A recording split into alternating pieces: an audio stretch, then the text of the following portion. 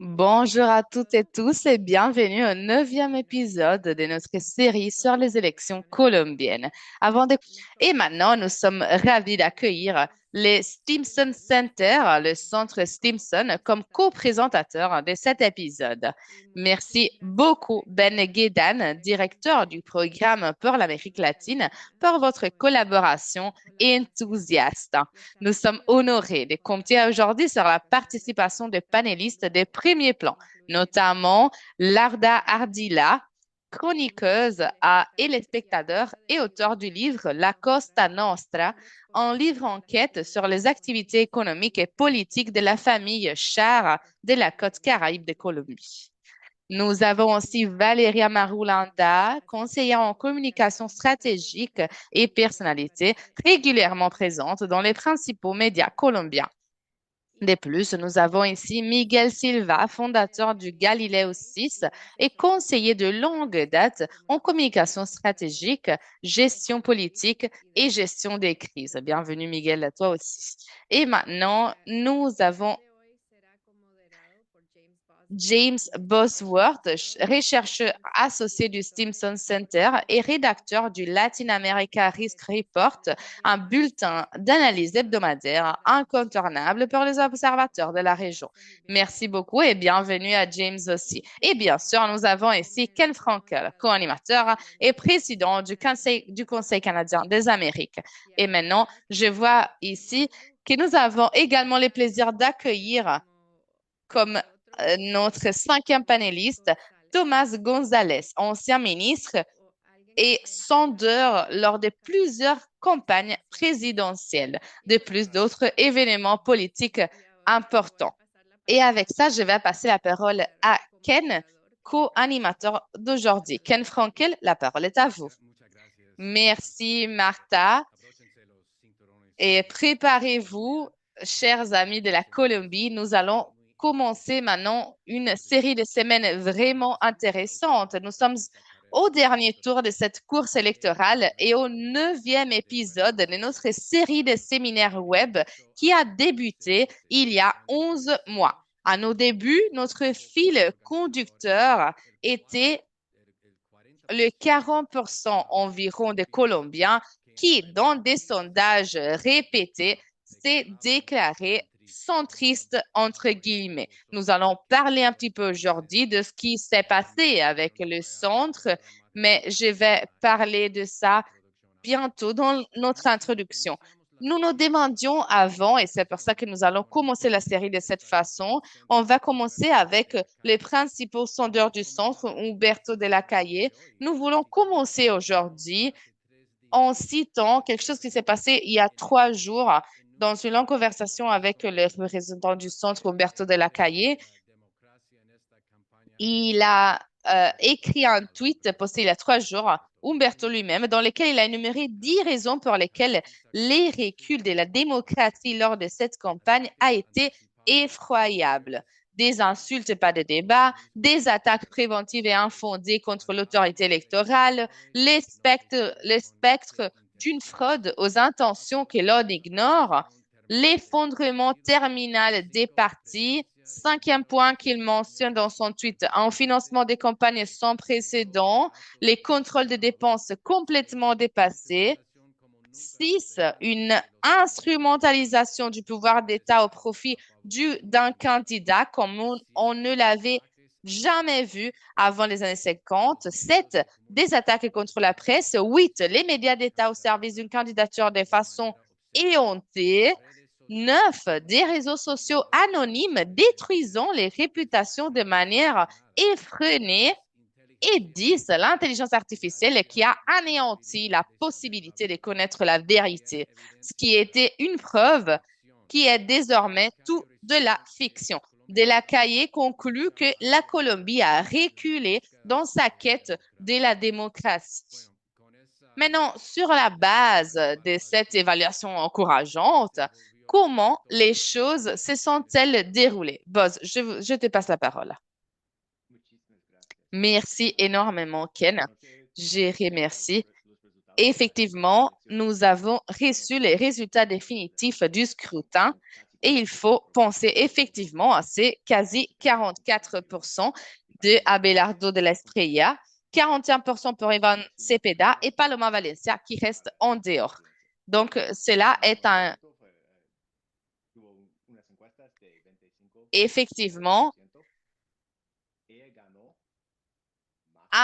une grande doute. Nous savons que ils ont gagné des millions de votes dans leur primaire. Même le vice-président, il a gagné 1,2 million de votes dans la primaire. Et les élections hier, ils ont juste gagné 1,6 million. Donc, nous avons 3 millions de votes qui sont perdus depuis la primaire jusqu'à maintenant. Donc, ce qu'on voit ici,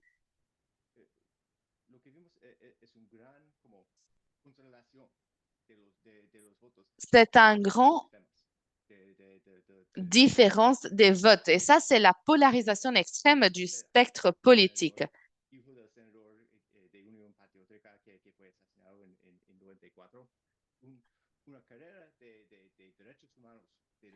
Ivan Cepeda a une carrière de droits humains.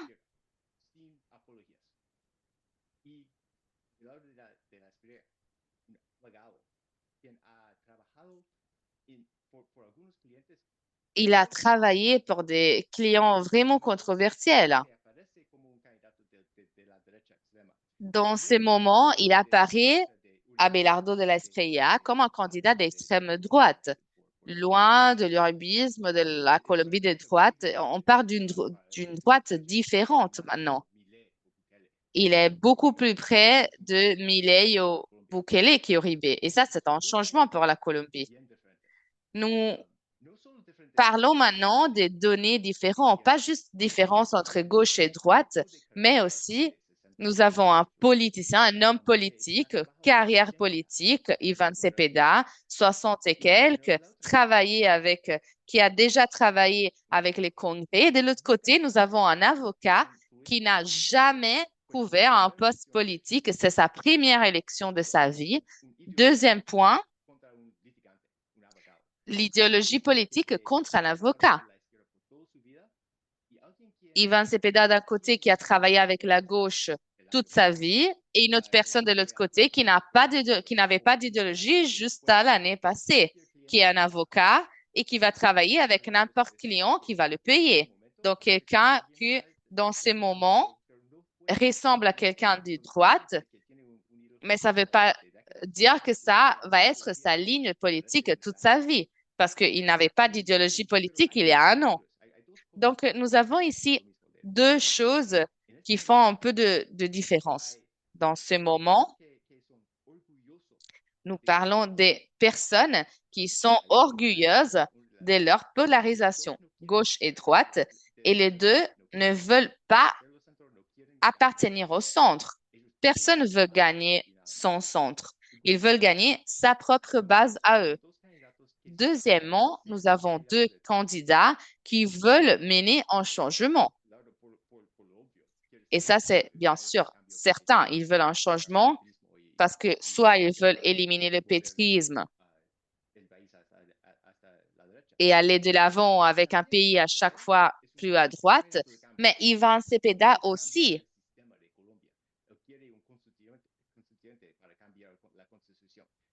Il veut changer la constitution et donc là, nous avons aussi un moteur de changement. Donc les deux veulent changer le système. Nous avons deux plateformes extrêmement différentes vers un objectif commun qui est changé. Ça, c'est mes commentaires principaux et j'aimerais entendre les panélistes ce qu'ils pensent par rapport aux élections de hier et qu'est-ce qui va passer dans le second tour. Parfait. Donc, on passe la parole au panel. À l'entrée dans la dernière semaine, 25% des électeurs étaient encore indécis. Selon les enquêtes et les sondages, la grande majorité d'entre eux provenaient des couches socio-économiques les plus basses. Comment ont-ils voté et pourquoi? Est-ce qu'on le sait? Miguel, est-ce que vous voulez peut-être commencer? Oui, merci beaucoup, Ken. Effectivement, le 40% de Cepeda était avec lui depuis des semaines. Il n'a pas reçu du nouvel soutien dans les dernières semaines. Les dernières semaines ont mené beaucoup de soutien de la Espriella. Et ça a été un travail d'effondrement de Paloma Valencia. Donc, ils ont mené une méthodologie stratégique. Donc, à un certain moment, ils avaient dit que la lutte n'était pas pour le vote de la droite, qu'ils avaient ça déjà. Et en fait, je ne suis pas trop d'accord avec le fait que c'est une droite différente. C'est pas vraiment différente, elle est juste plus radicale. Elle est la droite la plus radicale qui a toujours été de la côté du Uribe et qui rejette un peu le centre. En tout cas, ça, c'est autre chose. Ils ont arrêté de lutter pour les votes de la droite et ils sont allés chercher les votes anti-système. Donc, un discours de main forte, depuis un discours de main forte, un discours de toujours et jamais. Ils ont pu caractériser la campagne de Paloma Valencia comme s'ils étaient ceux de toujours et nous, on est ceux de jamais. Donc, ça, c'est un peu le soutien traditionnel que Paloma avait, avec quoi ils ont joué. Thomas va parler un peu plus de sondage. Il est plus expert par rapport à moi. Mais les sondages n'ont pas montré vraiment le panorama. Abelardo a fait un saut de 15 à 20 points dans la dernière semaine. Et donc, la campagne de Paloma Valencia est complètement effondrée. Merci beaucoup, Miguel. Donc, beaucoup de personnes sont en train effectivement de offrir des commentaires par rapport à la démocratie colombienne. Nous avons une participation de 57-58%. Dans un article que je viens de voir de Hernando Gomez sur La Mañana, il dit oui, ça va, mais Cepeda cherchait une participation beaucoup plus haute et là, on trouve sa perte de vote, entre guillemets. Qu'est-ce que vous en pensez sur cela?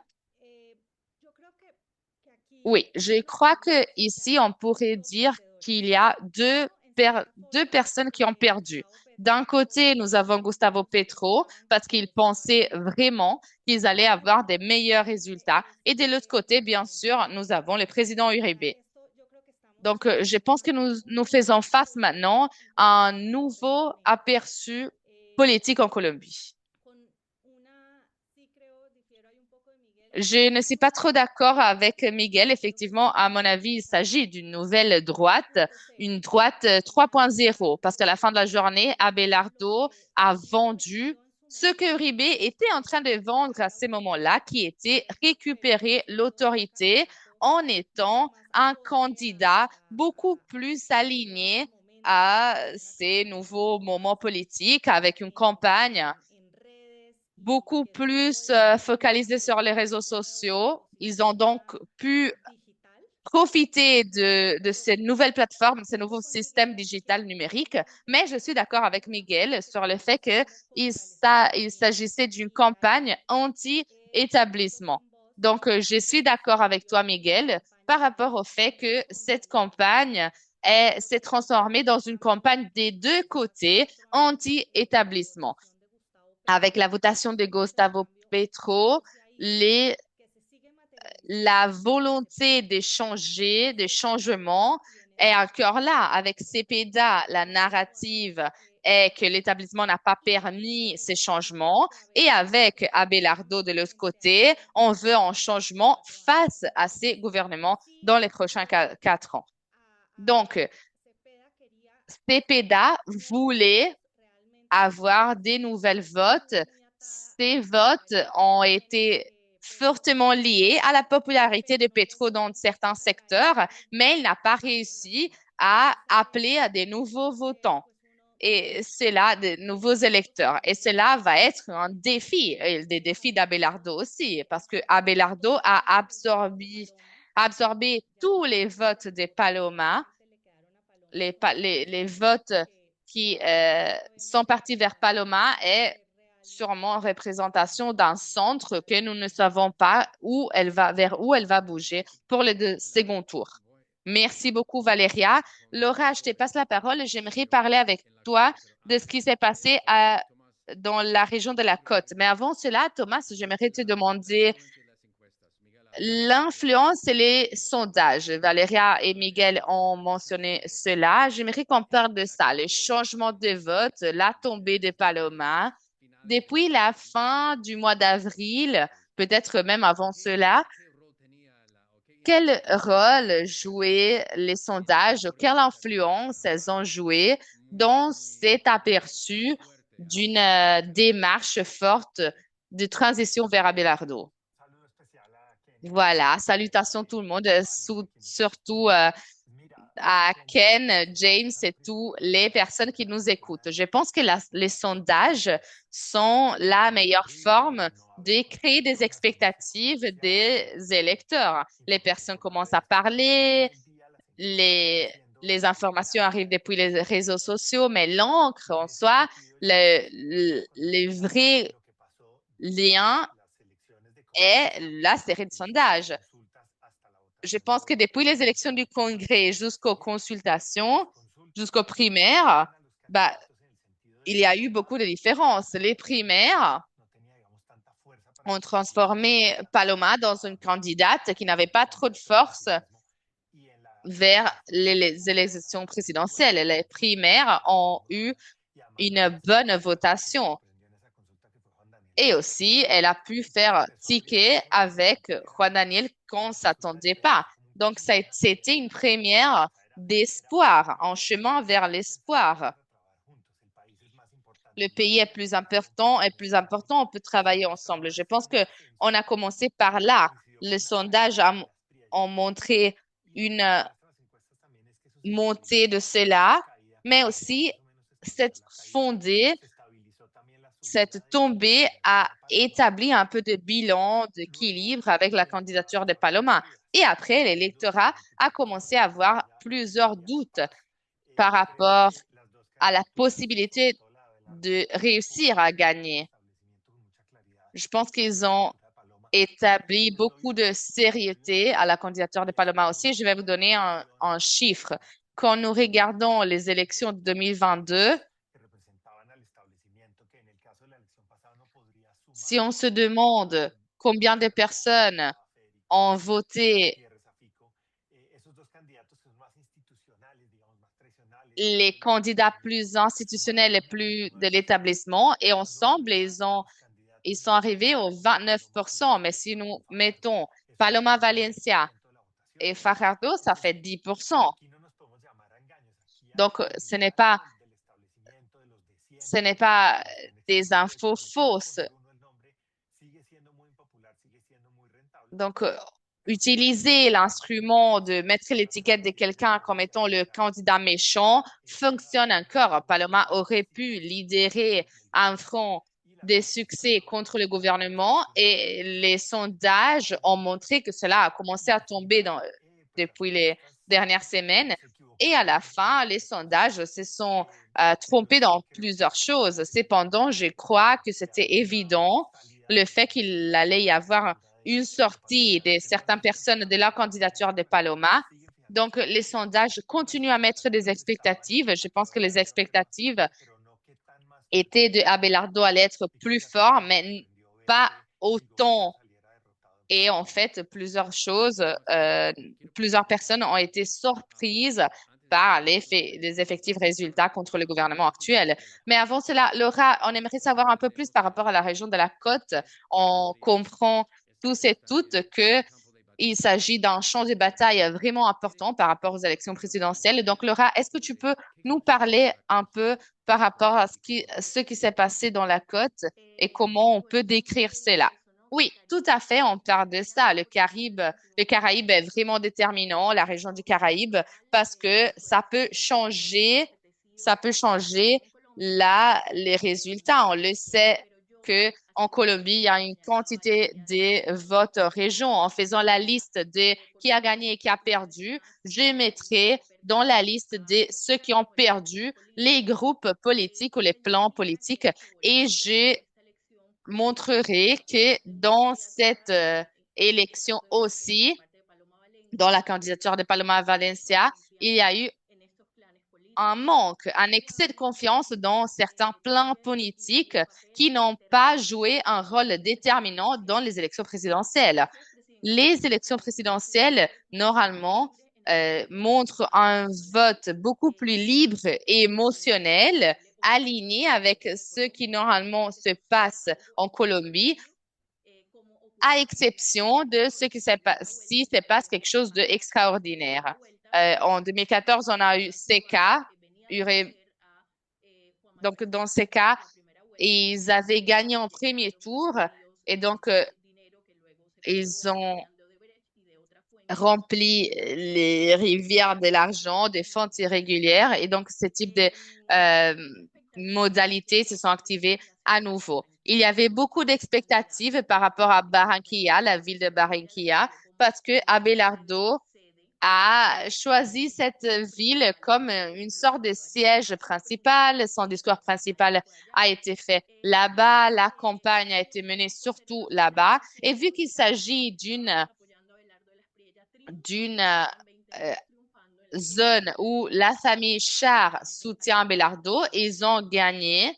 Mais il y a aussi une tendance vers la gauche dans les élections présidentielles. Donc, si nous pensons à l'électorat aux Caraïbes, on trouve un parallélisme avec les élections il y a 4 ans. Les 8 départements, même l'île de San André, ont voté le pacte historique, el pacto histórico, pas avec les mêmes niveaux que le passé, pas dans le même niveau qu'Ivan Cepeda face à Gustavo Petro. Cependant, même s'ils n'ont pas gagné dans le département des Caraïbes, Abelardo a quand même gagné une bonne partie des votes, presque 2 millions, 2,5 millions de votes que Abelardo a gagné dans les Caraïbes. Je pense que le rôle que les Caraïbes va jouer dans cette fois-ci, et cela va être très intéressant à voir, sera un rôle déterminant dans le second tour. Les deux candidats vont jouer tout ce qu'ils ont. Donc, ce sera à voir s'ils vont pouvoir démarrer certaines méthodologies, certains modèles qui normalement ne s'activent pas dans la région du Caraïbe. Petro a gagné le Caraïbe avec des plans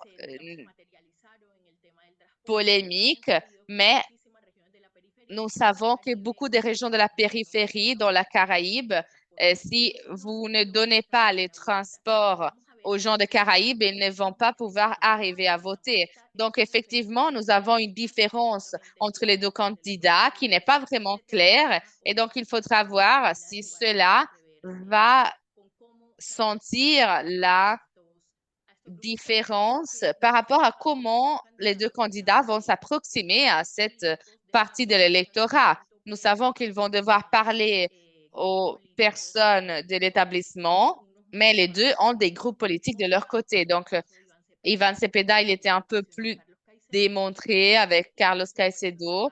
Et dans le cas de Abelardo, il y avait les familles Char, mais aussi les Diaz Mateus aussi. Donc, d'autres familles vraiment puissantes des Santander et de l'autre partie de la région. Donc, on va voir quel rôle ces groupes politiques vont jouer. Ils n'ont pas été protagonistes dans le premier tour parce qu'ils sont résultés perdeurs, en perte, mais ça pourrait n'être pas le cas dans l'avenir.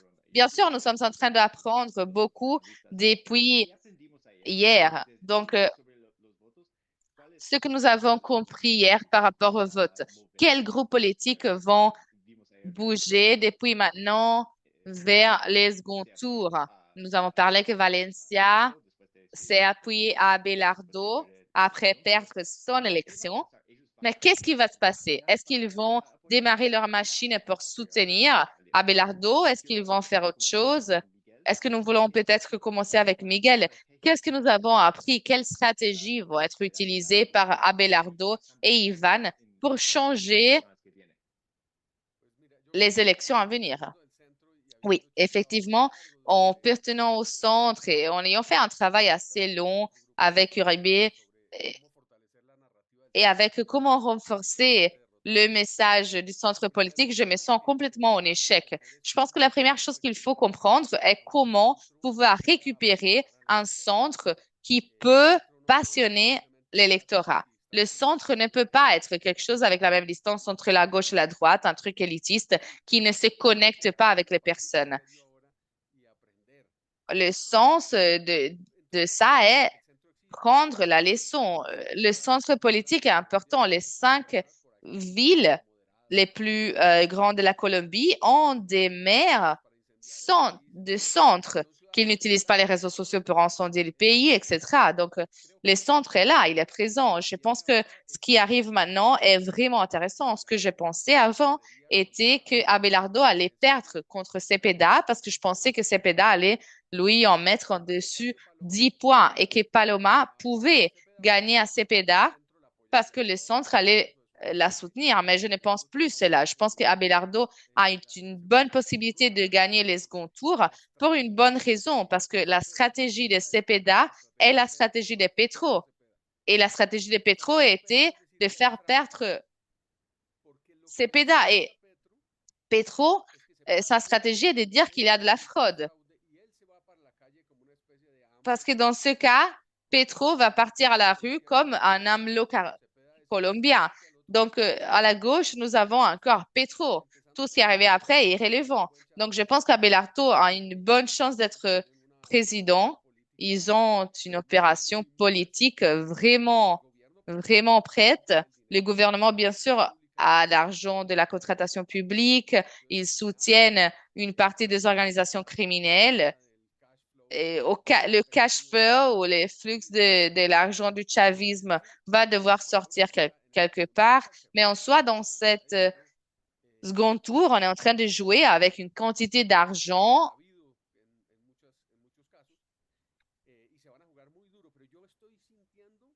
tristement obtenue. Mais en tout cas, je sens que la stratégie des CPDA, la stratégie des pétros et la stratégie des pétros de dire fraude depuis les premiers tours ne va pas leur donner beaucoup de votes. Je pense que c'est une stratégie à perdre. Donc, voilà. Oui, et qu'est-ce que vous pensez par cela? Hier, nous avons vu que Petro et Cepeda,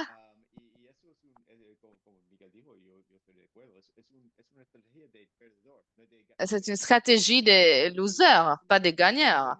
Donc, qu'est-ce qu'ils doivent faire? Qu'est-ce qu'ils vont faire pour changer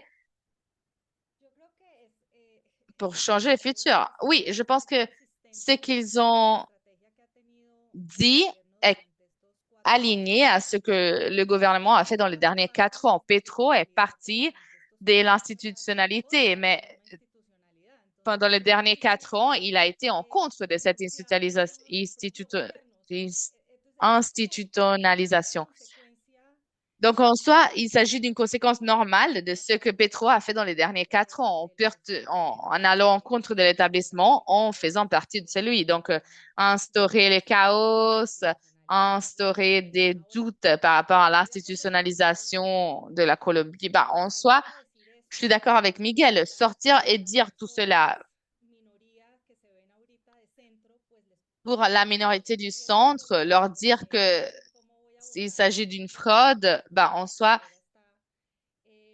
il, il est difficile parce que comment est-ce que l'électorat va sortir voter pour quelqu'un qui n'est même pas en train de reconnaître l'élection actuelle? Le centre, dans cette campagne, le centre a essayé de dire, nous sommes en train de respecter la Constitution, nous respectons l'institution, nous voulons protéger l'institutionnalisation et le fait qu'un candidat ne va pas, va dire qu'il ne va pas respecter l'institutionnalisation, bah, en tout cas, peut-être que CEPEDA va garantir un peu plus l'institution, mais ça aussi, ça éloigne du centre.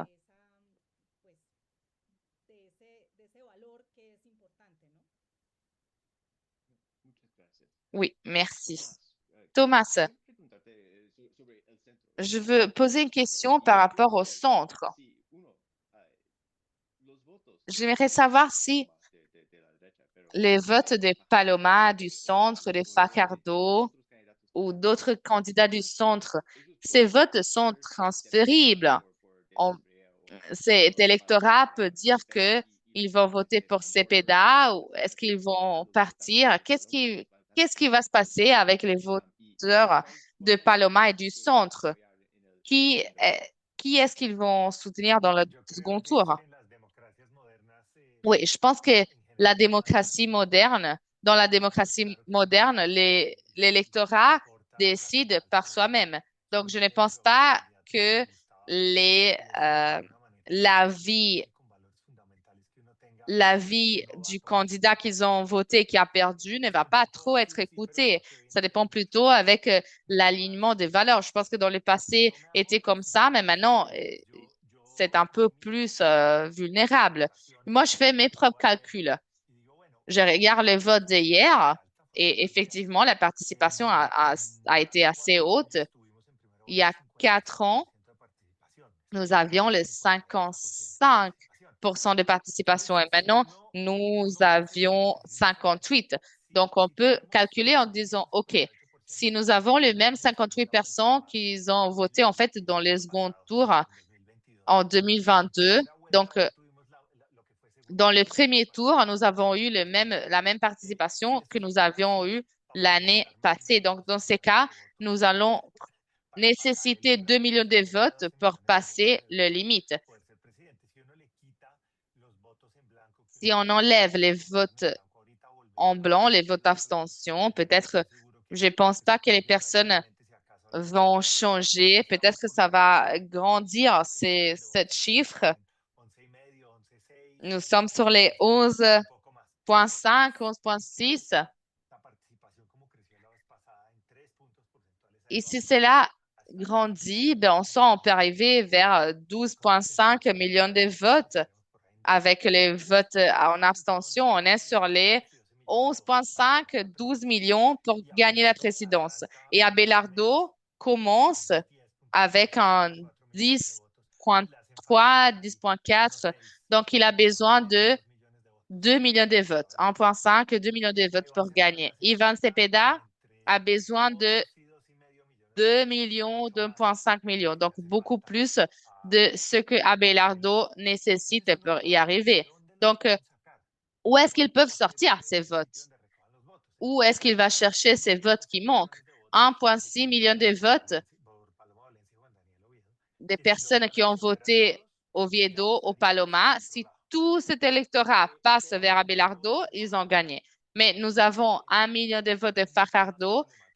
Je pense que ça, c'est beaucoup plus problématique en tant que transformation des votes. Comme Miguela et Valeria l'ont dit, la stratégie courante n'aide pas parce que si la gauche ne reconnaît pas l'élection actuelle, cela est vraiment problématique.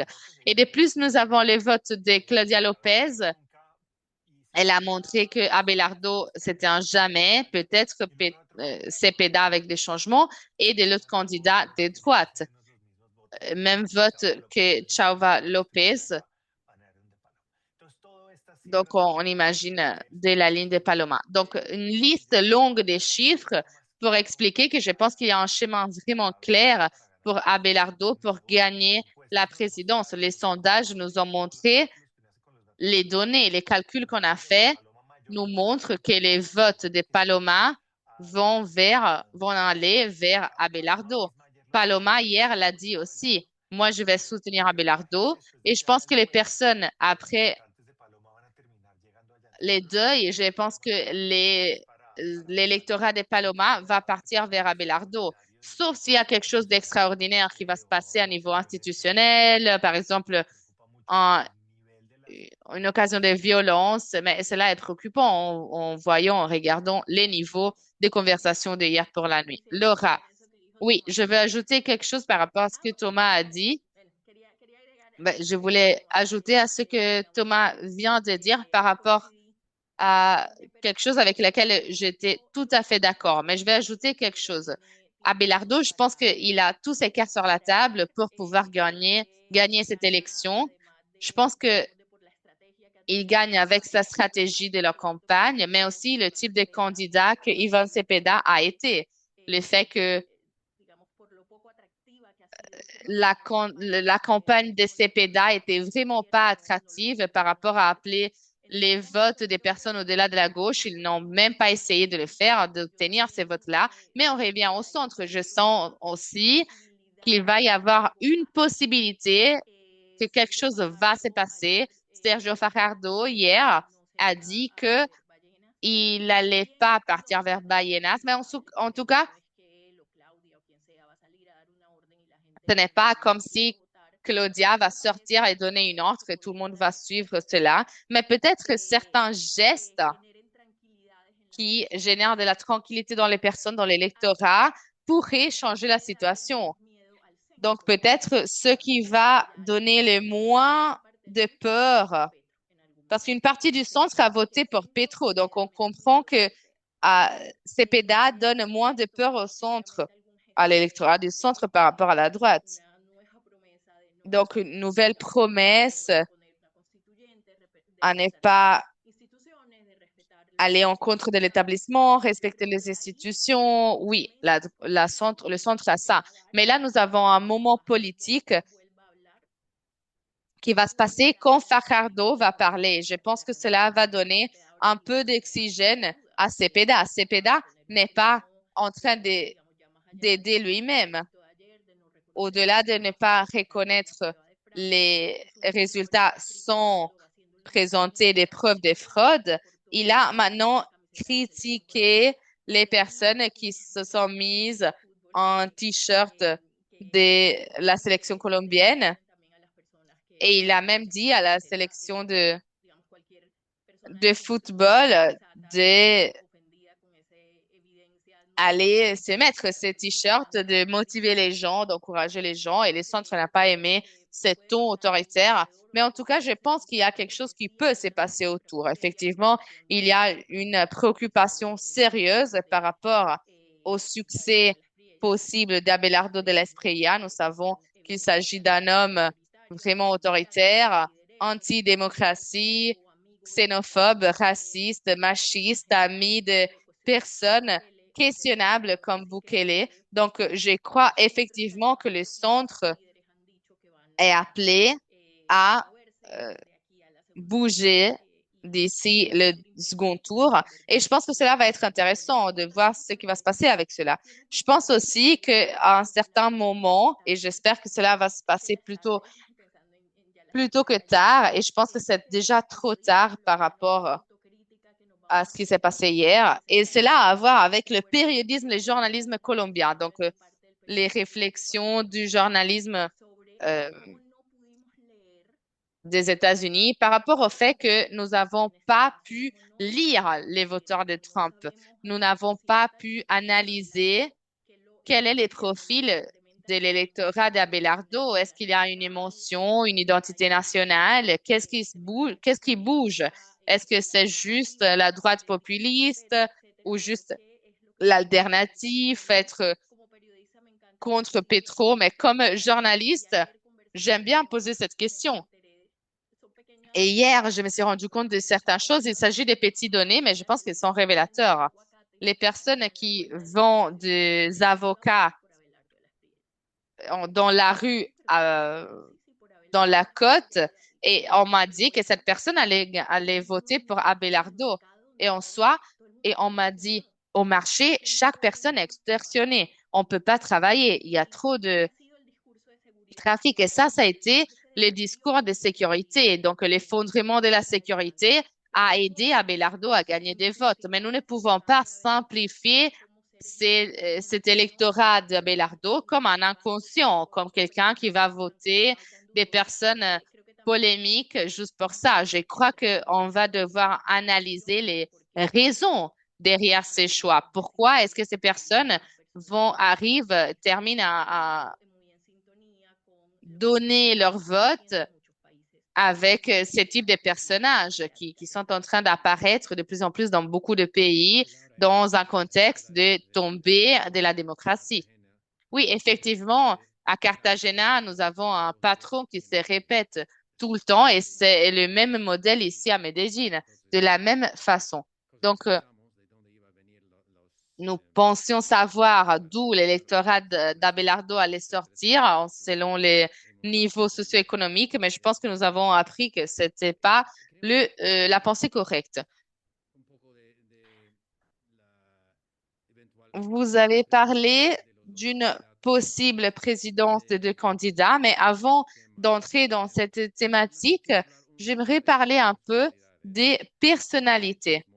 Ça, c'est parti du post-mortem. Donc, est-ce que nous pouvons dire maintenant que la trajectoire d'Uribe est passée du pater familia au oncle préféré vers un, comment est-ce qu'on peut l'appeler maintenant?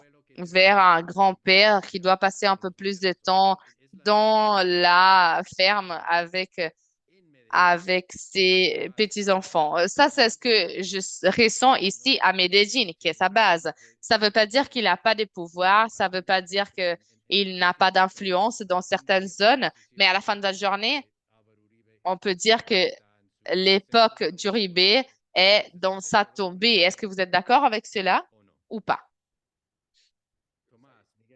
Thomas, Miguel, Valeria, qui veulent? Oui, il y a des gens qui disent que Alvaro Uribe et Abelardo sont très potes.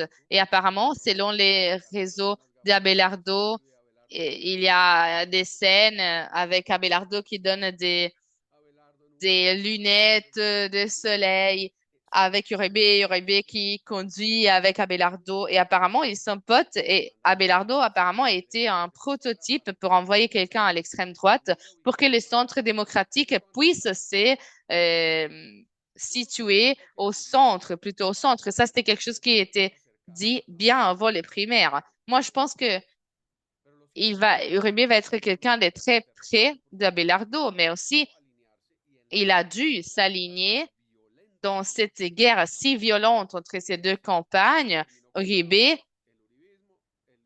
était minorisé. L'uribisme d'Uribe avait 6-7% des votes. Et aussi, il a mené une campagne, euh, la campagne de Paloma, et Paloma même lui a donné beaucoup d'espace. Il était très protagoniste. En Colombie, les ex-présidentes sont encore présidentes jusqu'à leur mort. Ils ont toujours une influence politique. Et ils meurent jamais. Même s'ils restent dans leur petite ferme. Oui. Valéria, Laura, est-ce que vous avez une opinion par rapport à cela? Vous voulez ajouter quelque chose? Oui, je crois que, comme Miguel a dit, les hommes politiques ne meurent jamais. Voilà. Ils sont presque éternels. C'est incroyable. Donc, voilà, ça, c'est d'un côté. Mais je pense qu'effectivement, c'était un échec pour Uribe. L'électorat reconnaît à Uribe ce qu'Uribe a fait dans le passé, les voteurs de Abelardo, bien sûr. Mais il lui dit aussi, voilà, OK, Uribe, tu peux partir, va faire les grands-pères dans ta ferme, parce que, voilà, et c'est important de souligner que Abelardo était avec Uribe, mais il a commencé à laisser Uribe de côté, parce que je pense que Uribe est en train de payer les prix d'avoir choisi Manuel Santos comme son candidat. Et ça, c'est une base d'Uribe. Et il s'agit de cet uribisme qui ressent que Juan Manuel Santos leur a trahi. Ivan Duque aussi était un peu une source de trahison. Et Paloma allait être une un troisième exemple de cette trahison du uribisme. Donc, je pense que beaucoup de personnes pensent simplement que Uribe est un vieux qui prend des mauvaises décisions. Oui, je voulais juste ajouter par rapport à ce que Miguel et Valéria viennent d'offrir en tant que commentaire, bah, Uribe comme personne qui peut mobiliser la droite. Ça, c'est ce qu'on disait avant. Je pense que Uribe est aussi une figure importante pour mobiliser la gauche parce que Uribe est vraiment, vraiment détesté par la gauche. Si vous regardez la candidature de Cepeda, Cepeda était personne l'année passée en termes électoraux. Mais ce que Cepeda a fait, prendre un peu de l'avant par rapport aux autres et congloméré au pacte historique qui a beaucoup de différences entre eux. Mais ça, c'était les procès contre Uribe. Ils ont gagné la condamnation et l'encarcellement Uribe. Et ça, c'était avec Cepeda. Ça, c'était assez fort pour consolider la candidature de Cepeda. Après, bien sûr, le reste est venu tout seul. Donc, moi, je n'oublierai pas de considérer ce que la gauche appelle jouer la carte Uribe dans des moments décisifs. Donc, bien sûr, ça aide la droite, mais ça permet aussi de conglomérer la gauche. Laura, est-ce que tu veux entrer ici parce que je veux consacrer des minutes à Juan Manuel Oviedo. Est-ce que vous voulez parler d'Uribe ou de un micro fermé, Laura? Désolée. Oui. Je voulais juste ajouter vite fait que, à mon avis, Uribe a perdu. Mais c'était un peu plus compliqué que cela. Il a perdu, mais il a quand même joué un rôle central dans les élections pour la gauche et la droite. Ça a été la seule personne qui a été mentionnée par les deux discours des candidats qui sont passés au second tour, même sans être président au candidat. C'était Uribe qui a été mentionné. Cepeda a dédié pas mal de minutes de son discours à Uribe et je pense que Uribe va jouer un rôle fondamental et les valeurs qui, qui représentent, on les trouve dans l'électorat de Abelardo. Il n'y a pas des valeurs différentes. En fait, je me poserais même la question de est-ce qu'ils n'ont pas voté à Paloma juste pour les machismes, juste les sécurités. Est-ce qu'ils voulaient ne pas donner la sécurité dans les mains d'une femme, peut-être, mais en soi, l'idéal, il est là. Une partie des raisons pour lesquelles Uribe a été soutenu par Abelardo a été soutenu par Uribe est le fait qu'ils représentent les deux la même série de valeurs. Et aussi, je crois que ça va être intéressant de voir les types de protections qu'ils vont trouver dans le nouvel gouvernement, qui va être bien sûr important dans son procès juridique et dans sa protection. Merci Laura. Je vais juste ouvrir la parenthèse de Juan Manuel Oviedo. Pas beaucoup parce que bien sûr, cela va être en partie d'un autre webinaire que nous sommes en train de planifier. En tout cas, Laura, merci. En combinant la discussion, la négociation par rapport au centre et à la migration des votes du centre, vous avez vu hier soir le discours offert par Paloma. Paloma a dit tout de suite, moi je suis hashtag Team Abelardo, je vais soutenir Abelardo, il faut lutter contre le communisme.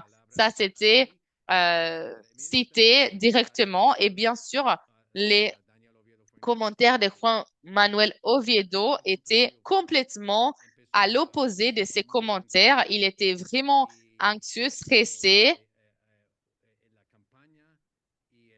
Il a critiqué la campagne, il a parlé de l'autre personnage comme pas propre, homophobe. Il était vraiment fâché et il a dit qu'il voulait être le leader du centre. Donc, lui, il a gagné 1,2 million de votes selon le premier comptage au début. La question est-ce que nous sommes en train de voir la naissance d'un nouveau leader du centre? Et l'autre question que je veux vous poser est-ce que ces votes, les votes qu'il a pu gagner dans le premier tour, est-ce que ces votes vont migrer vers Abelardo dans les second tours? Qui veut commencer avec ces deux questions? Moi, je pense qu'il faut reconnaître à Oviedo son génie. Le fait qu'il a été le premier candidat à être voté du centre. Paloma a gagné, bien sûr, mais lui, il est un candidat agile, il est réveillé, il est dynamique. Cependant, je pense que il n'est pas propriétaire de ses votes. Un vote qui n'ont pas pu le ramener dans le second tour. Je pense que à la fin de la journée, il a fait une erreur. Je pensais que c'était une bonne idée, mais maintenant je pense que c'était une erreur parce que ramener des voteurs qui avaient déjà la preuve à soutenir par rapport à voter la première femme, je pense que ça a été trop pour l'électorat colombien. Et moi, c'est dommage parce que je pensais que c'était une bonne formule. Mais en tout cas, l'autre erreur qu'ils ont commis, comme un dry martini. Donc, la formule vice-présidentielle est le vermouth, vous voyez, dans le dry martini. Mais s'il n'y a pas de vermouth, ça va pas être bon.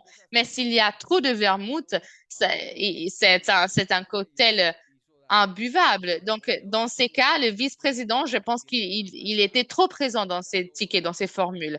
Donc, je pense que Fajardo n'a plus de carrière politique en face de lui. Donc, il y a un espace à jouer. Le centre existe. Le centre est là. Mais il est détruit dans les élections présidentielles, mais les centres existent tellement que la majorité des maires sont de centres. Mais il est étendu, il est éparpillé, il y a des mouvements, il y a des coalitions. Donc, je pense qu'il va être un joueur du centre, mais aussi David Luna va être un autre personnage du centre et aussi les maires actuels qui sortent des mairies bientôt. Fernando Galán, il est un leader du centre très important et il le sait, en tant que les autres aussi. Si je peux, oui, par rapport à la prochaine présidence, il y a beaucoup de personnes du centre du Congrès. Cepeda, s'il gagne, il a une partie des parlementaires, mais pas assez pour travailler. Et Abelardo n'a que 5 parlementaires, donc pas beaucoup non plus. Donc, ils ne peuvent pas faire des lois avec une minorité.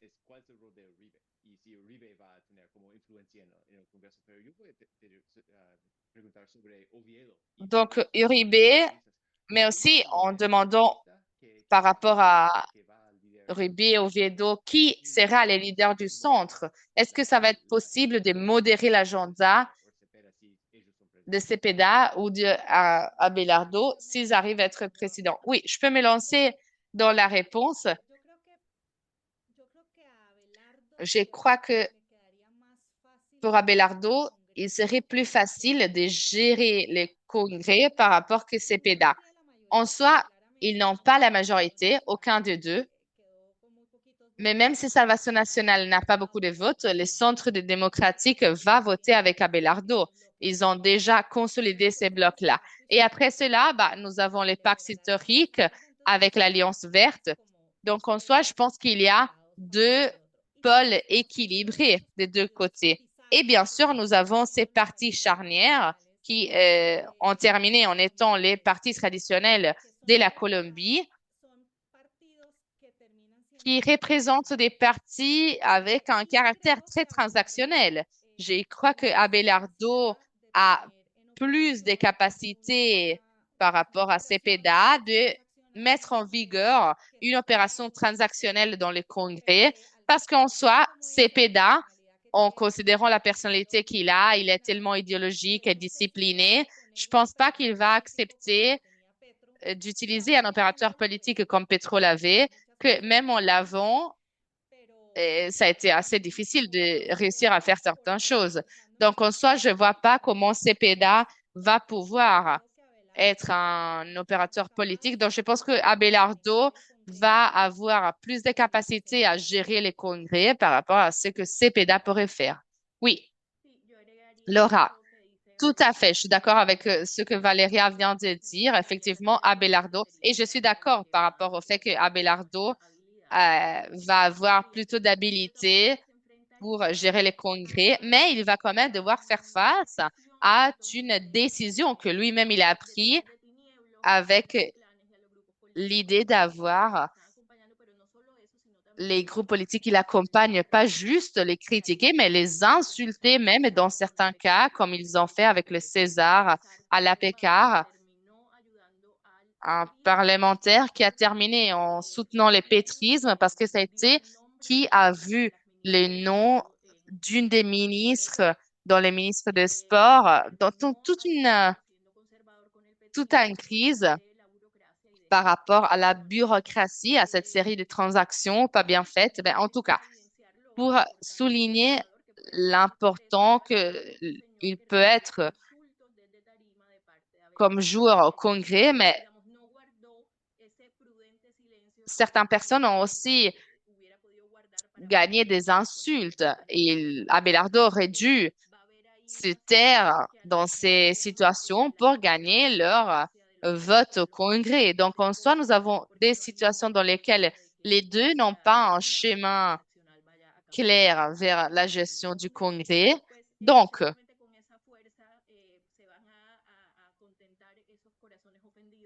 il y a une force, on va dire, qui va quand même aider ces cœurs brisés des insultes de Belardo. Mais en tout cas, ça va être clé de voir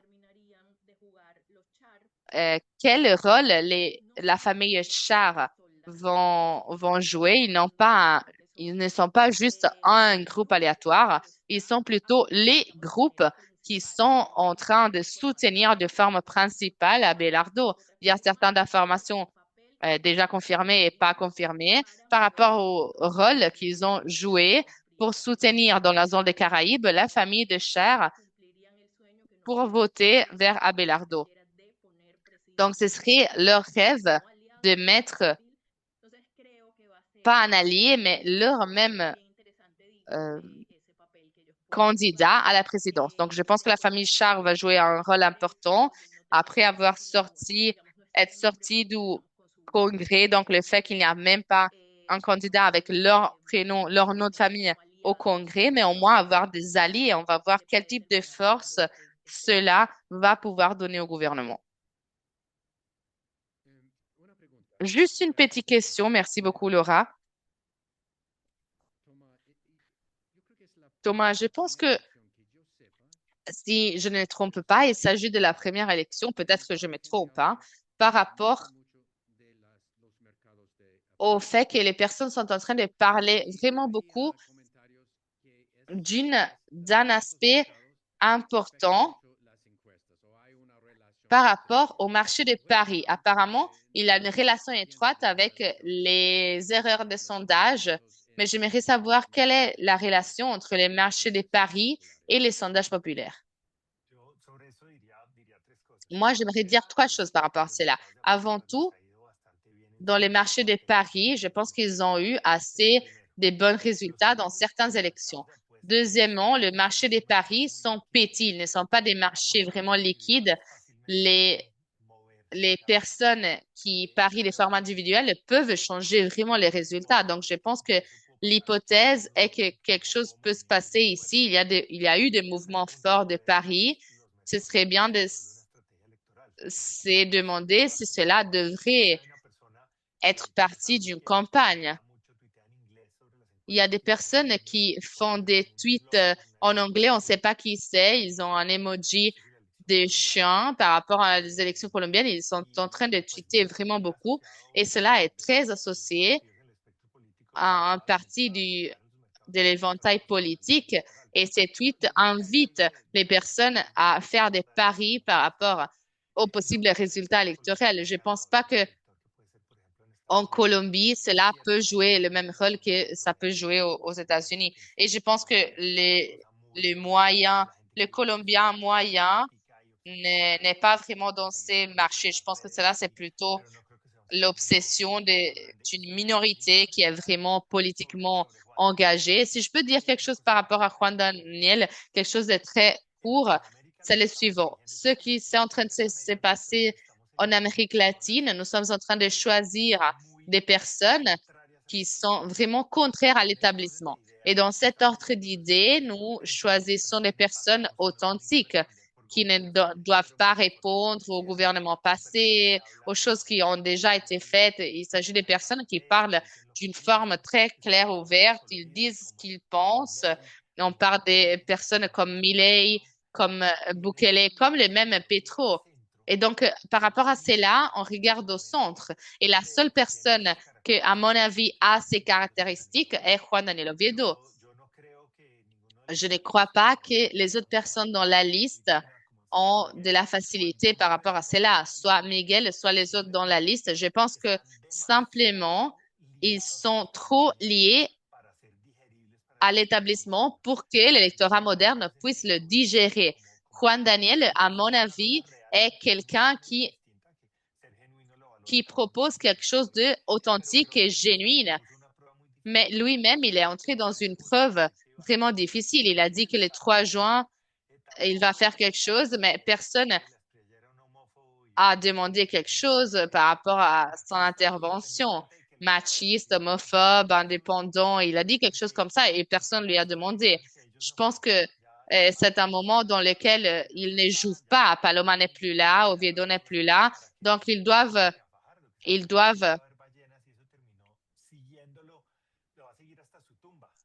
doivent faire attention à ce qu'ils disent, comme l'autre qui a dit qu'il allait chercher les baleines.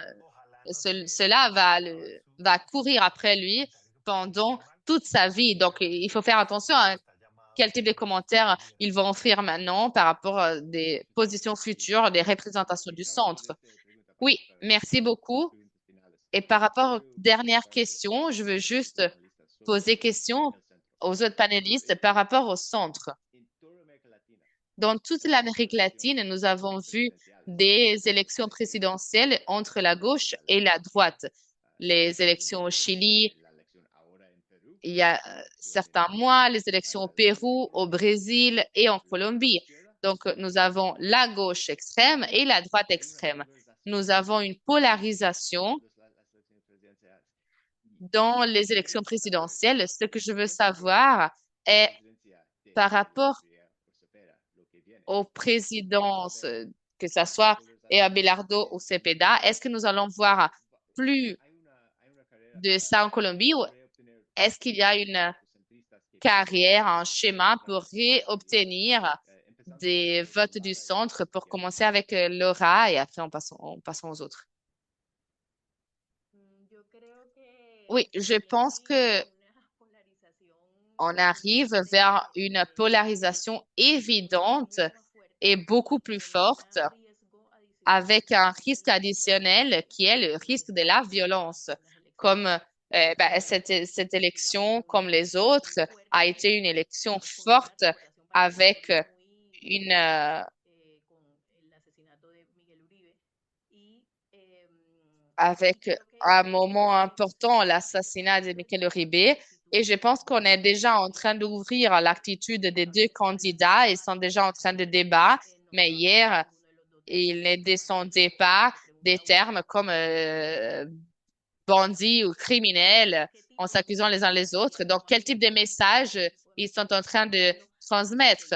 Et il est assez clair que le message est préoccupant. Donc, le 21 juin, n'importe qui gagne, ben, l'autre personne va être le leader de l'opposition. Au moins, au cas de Cepeda, si Cepeda perd, ce sera Cepeda, mais aussi Petro. Et ils vont utiliser de la même forme les émotions, les réseaux sociaux et la peur administrée par l'algorithme. Donc, nous n'avons rien qui nous permet de penser que cela ne va pas être l'aperçu de la situation future en Colombie. Je ne vois pas non plus un leader avec la suffisante force électorale et politique à pouvoir guider une sorte de modération dans ces chemins qui nous attend. Je crois que il va s'agir d'un panorama parallèle à ce que nous avons vu jusqu'à ce moment par rapport à toute la souffrance que cette campagne a montrée et apparemment, cela va être encore plus agressif. Oui, je suis d'accord, nous passons vers une époque radicale de violence, agressive, mais par rapport au centre, j'ai beaucoup de choses à dire. D'une côté,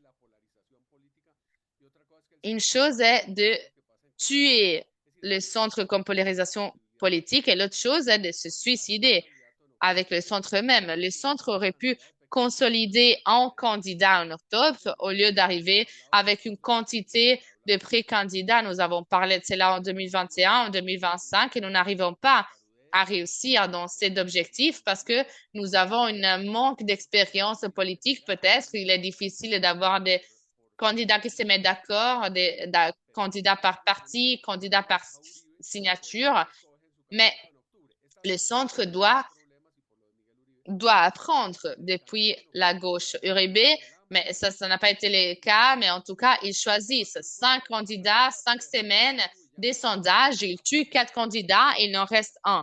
Il faut apprendre la mécanique dans le centre. Et je pense qu'il y a aussi tout un sujet des narratifs. Donc, le centre en étant de gauche et de droite, et après des éléments au centre, des valeurs morales. Le centre doit encourager et inviter l'électorat à une fête, pas une réflexion par rapport à ce qui ne marche pas.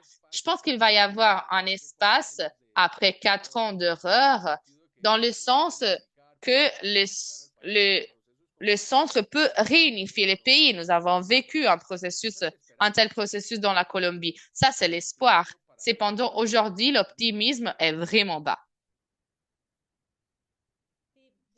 Oui, je suis d'accord avec cela. Je pense que nous marchons vers une polarisation extrême. Il est important de souligner aussi que la Colombie a déjà une gauche consolidée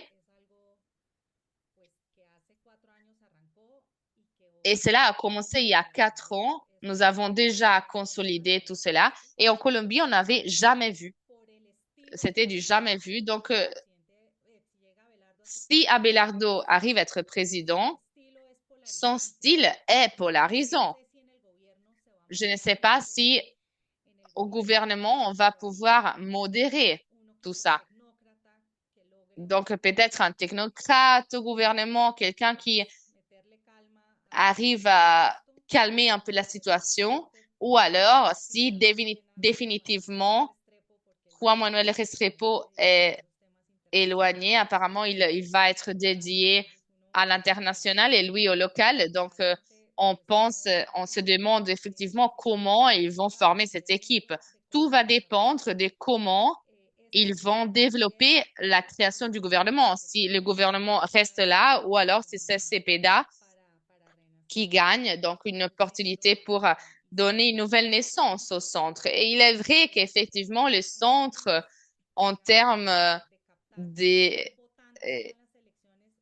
capter de l'électorat, cela est complexe. Comme Miguel le dit, le centre ne génère pas d'émotions. La polarisation génère beaucoup plus d'émotions. Toucher la peur et la rage, tout cela est plus efficace en termes de campagne électorale par rapport à la rationalité. Et le centre est toujours dans ces cadres de rationalité.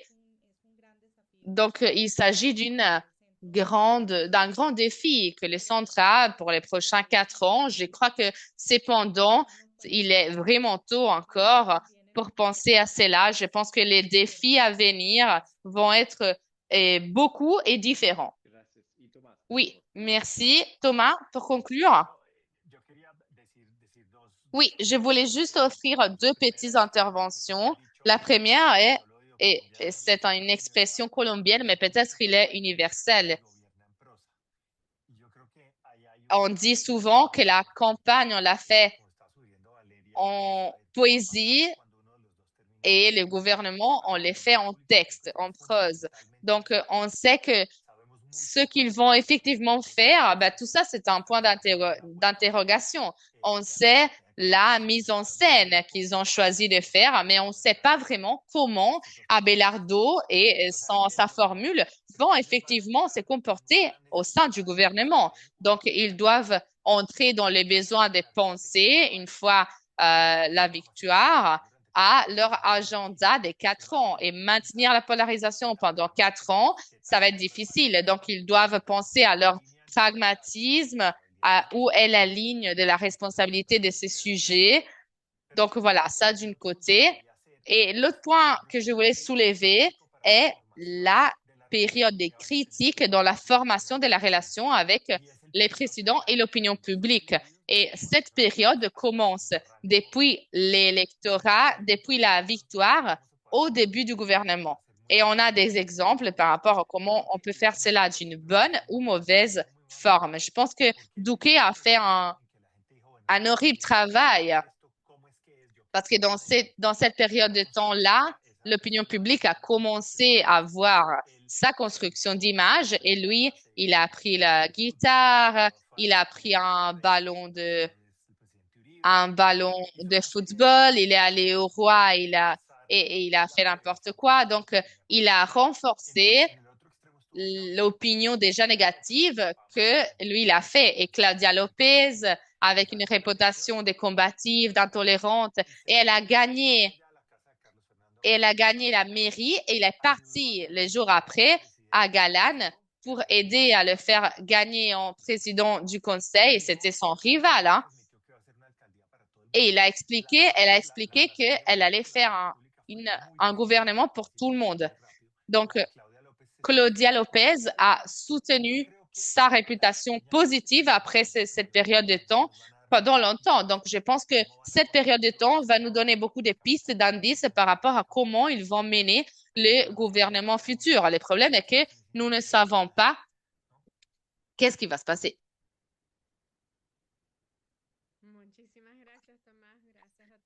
Merci beaucoup. Merci Thomas. Merci à vous tous et toutes, Valéria, Miguel, Laura, James et Ken pour cette merveilleuse conversation. Et bien sûr, merci au Centre Thompson pour la collaboration dans ces webinaires. Pour vous tous et toutes, merci pour avoir rejoint cette réunion. On vous invite, encourage à nous suivre dans les réseaux sociaux pour recevoir les notifications des prochains épisodes ou alors du dernier épisode du second tour par rapport à cette série sur les élections présidentielles et beaucoup d'informations sur d'autres événements que nous menons. Merci beaucoup pour nous avoir accompagnés. N'oubliez pas que nous avons les vidéos en anglais, français et espagnol à disposition sur ccacanada.com et à la prochaine. Au revoir. Merci beaucoup. Au revoir.